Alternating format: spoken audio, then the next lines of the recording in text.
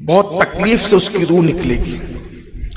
یہ چیز صرف حضور ہی بتا سکتے ہیں اللہ کی مخلوق میں، کیونکہ مرنے والا تو بتا نہیں سکتا، کیونکہ مرنے والے سے موت سے پہلے، تکلیف مسلط کرنے سے پہلے اللہ اس کی زبان سے، ہاتھ اور پیر سے طاقت چھین لیتا ہے۔ اگر اس کے پیروں میں طاقت ہو تو وہ پیر ایسے رگڑے گا کہ آپ کو ترس آئے گا، اگر ہاتھ میں طاقت باقی رہے تو وہ ہاتھ اس طرح پٹکے گا کہ آپ پریشان ہو جائیں گے، اگر منہ میں طاقت باقی رہے تو وہ اتنا چلائے گا کہ اس کی چیخ کی وجہ سے پورا معاشرہ پریشان ہو جائے گا۔ یہ اللہ کی حکمتیں ہیں، ہم پہ رحم اور کرم ہے کہ دوسرے لوگ پریشان نہ ہو، دوسرے لوگ پریشان نہ ہو، اس لیے زبان سے، ہاتھ سے، پیر سے طاقت چھین لی جاتی ہے۔ لیکن اللہ کے سچے رسول صادق و مصدوق نے بیان کر دیا کہ اللہ رب العزت بے نمازی پر بہت سخت موت کی تکلیف مسلط کرتا ہے۔ بلکہ ایک بات بتاؤں، یہاں تک بیان کیا گیا کسی پر 7 زمین اور 7 آسمان سمیٹ کر اس کے سینے پہ رکھ دیے جائیں تو اتنی تکلیف نہیں ہوتی جتنی تکلیف موت کے وقت سینے کے دبتے وقت ہوتی ہے۔ انسان جب مرنے لگتا ہے تو کیفیت یہ ہوتی ہے کہ وہ ناک سے نہیں بلکہ سوئی کی ناکے سے سانس لے رہا ہے۔ فقیہ ابو اللیث سمرقندی نے جو موت کا نقشہ کھینچا ہے، ذرا اٹھا کر کے اس کو کتابوں میں پڑھو بھائیو۔ کب تک انٹرنیٹ کے جنگل میں گم رہو گے، کب تک فلم اور سیریل دیکھتے رہو گے؟ اللہ اکبر، جس گھاٹی سے گزرنا ہے جسے موت کی گھاٹی کہتے ہیں، میرے بھائیو، بدکار لوگوں کو، بے نمازی لوگوں کو، زانیوں کو، فاسق و فاجروں کو، کافروں کو کتنی سخت موت آئے گی یہ تو بتا ہی نہیں سکتا۔ نیک لوگوں کی موت صرف بتا دوں، جب اللہ نے حضرت عیسیٰ علیہ السلام کو مردہ زندہ کرنے کا معجزہ عطا کیا تو حضرت عیسیٰ علیہ السلام اپنی ماں کی قبر پر گئے اور ماں سے کہا، ماں اللہ نے مجھے معجزہ دیا ہے مردہ زندہ کرنے کا، تم مجھ سے جدا ہو کر چلی گئی ہو، میں چاہتا ہوں کہ میں تمہیں زندہ کروں، تم سے ملاقات کروں۔ تو ماں کی روح سے آواز آئی، قبر سے آواز آئی، بیٹا اگر تم مجھے دنیاوی زندگی میں زندہ کرو گے تو کیا پھر اس کے بعد مجھے پھر مرنا پڑے گا؟ موت کی طہارت، عصمت اور پاکیزگی کی قسم قرآن اٹھا رہا ہے۔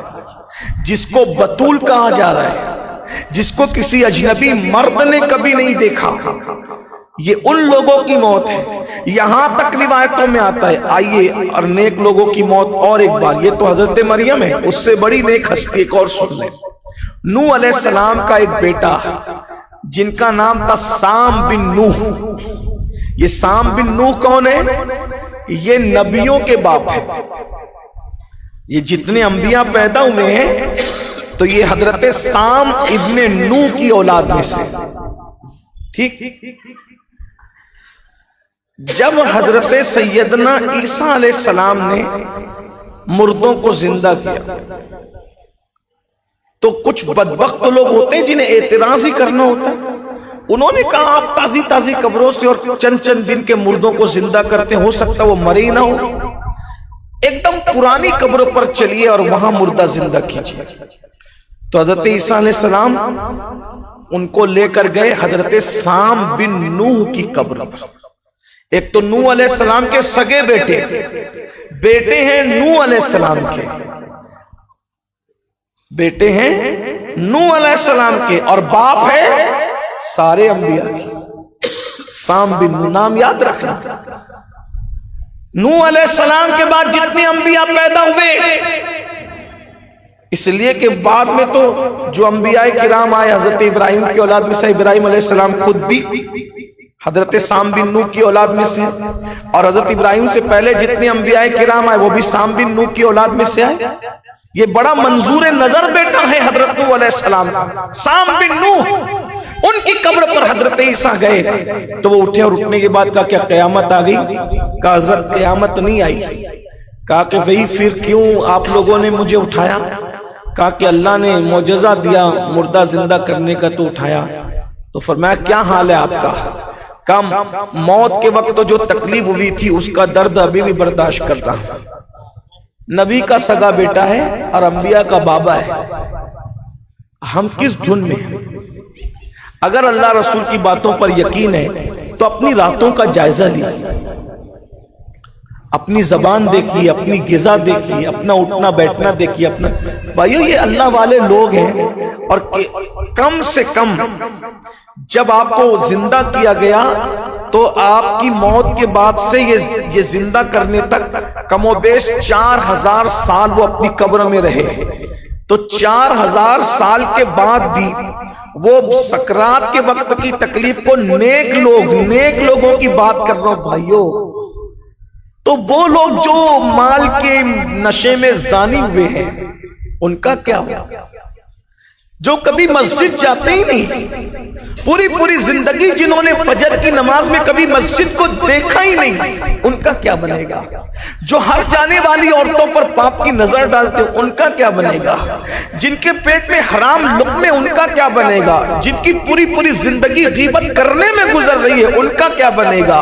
جن کے دل میں حسد کے کتے بیٹھے ان کا کیا بنے گا؟ جو کسی کو برداشت نہیں کرتے، کسی کی ترقی برداشت نہیں کرتے، فسق و فجور میں مبتلا ان کا کیا بنے گا؟ بھائیو یہ بہت نازک منزل ہے، دین کوئی کھیل تماشا نہیں ہے۔ میں آپ کو کوئی مایوس اور نا امید کرنے بھی نہیں آیا، لیکن ذرا غور کیجئے، تھوڑا سوچئے۔ تو آقا فرماتے ہیں سب سے پہلی بے نمازی کو کیا مصیبت آئے گی موت کے وقت؟ اللہ اس کو بہت سختی سے اس کی جان نکلے گی، بہت تکلیف سے اس کی جان نکلے گی۔ دوسری مصیبت، جب وہ مرے گا تو بھوکا بھی ہوگا اور پیاسا بھی ہوگا، کتنا بھی کھلا دو بھوکا ہی مرے گا، کتنا بھی پلا دو بھوکا ہی۔ یہاں تک بزرگوں نے فرمایا اگر 7 سمندروں کا پانی بھی بے نمازی کے منہ میں نچوڑ دو تو بھی اس کو پیاس لگے۔ کہاں 7 سمندروں کی پیاس اور کہاں لوگ چمچے ایک گھونٹ پلا رہے ہوں گے۔ یہ دوسری مصیبت۔ تیسری مصیبت میرے آقا فرماتے ہیں بے نمازی ذلیل ہو کر مرے، جب تک ذلیل نہیں ہوگا دنیا میں ذلت کی ٹھوکریں نہیں کھائے گا اس وقت تک اسے موت نہیں آئے گی، ذلیل ہوتا رہے۔ دیکھ لیجئے آج ذلتیں ہمارا مقدر بنتی جا رہی ہے۔ بھائیو جو لوگ تمہارے پرخوں کے یہاں 300 سال 400 سال 500 سال 600 سال پہلے جو تمہارے پرخوں کے یہاں غلامی کرتے تھے، آج وہ تمہیں آنکھیں دکھا رہے دنیا میں، پوری دنیا میں آج وہ تمہیں آنکھیں دکھا رہے ہیں۔ جو تم سے خیرات مانگتے تھے آج وہ تم سے سندیں مانگ رہے ہیں۔ یہ حالات کیوں ہیں؟ یہ ذلت کیوں ہے؟ ذرا غور کیجئے، اپنے حالات دیکھیے۔ یہ حالات دنیا میں یوں ہی نہیں بنتے۔ مومنوں کو اس اعتبار سے بیدار ہونے کی ضرورت ہے، جو اللہ اس کے رسول کے فرامین ہے اس پر عمل کیجئے، اللہ رسول کی باتوں پہ یقین کیجئے، مسجدیں بھریے، مسجدوں کی طرف آئیے، دینداری کی طرف آئیے۔